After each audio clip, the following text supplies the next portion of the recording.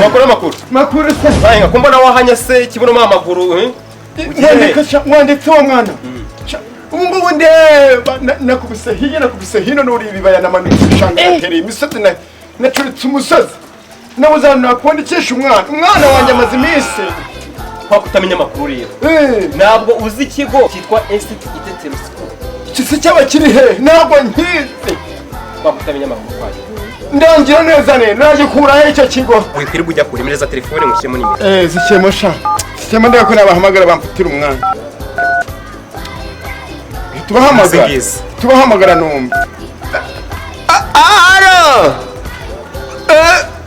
Ni ku ishuri. Ku Itetero. Ewe bambwiye ngo matafite imyanya kwandika abana. Mwanya ni kiri mwana se. Imyaka 3.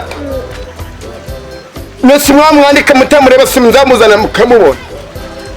Iko nacyo. Gwamenye ku myanya irimo. Kende mutunganye. Cyo mu gitondo nemuzindukani yarubika. Yugusha murakoze mwaca. Nina kubisa hirya no hino nabuze kigo kuzagira Imana. Murakoze makabyara.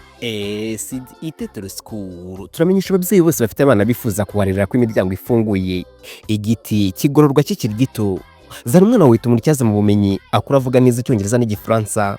Twakira abana guhera ku myaka 3 kugeza kuri 5. Akarusho kandi dufite nursery zose, baby, middle ndetse na top. Dutuza abana ikinyabupfura bagakora bafite indangagaciro za Kinyarwanda. Zana umwana wawe tumuricyaza mu bumenyi azakora ifite icyizere agirira igihugu akamaro ndetse n'abamukomokaho.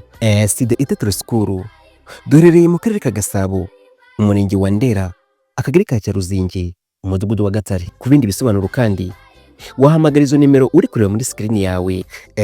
Itetero school, uburezi bufite hame.